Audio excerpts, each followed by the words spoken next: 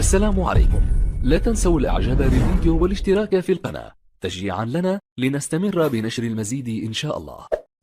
على الرغم من تعطل صفقة انتقال النجم المغربي حكيم زيش من تشيلسي إلى النصر السعودي، فقد تتجدد آماله في مرافقة الأسطورة كريستيانو رونالدو في هجوم العالمي الموسم المقبل، لكن بشروط واتفاقيات جديدة بعد الجدل الكبير حول نتائج الفحوصات الطبية التي خضع لها أسد الأطلس تحت إشراف الطاقم الطبي.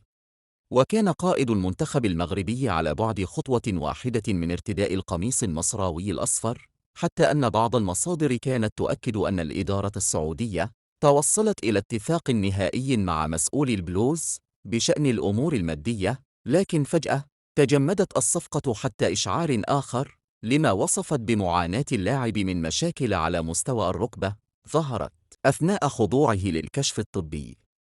وعلى النقيض من التقارير والشائعات التي تتحدث عن انسحاب صندوق الاستثمار السعودي من صفقة زيش، نقل موقع كول العالمي عن الموثوق بجاكوبس أن إدارة النصر لم تغلق الباب بشكل نهائي حتى هذه اللحظة، أو كما جاء نصاً: الصفقة لم تفشل بعد، لكن هذا سيتوقف على موافقة النادي اللندني على الشروط.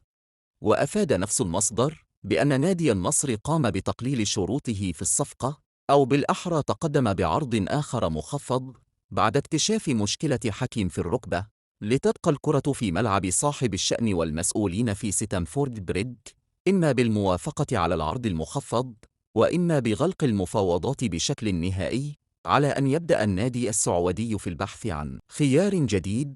ونفس الأمر بالنسبة لزيش الذي يسابق الزمن للهروب من ناديه الإنجليزي.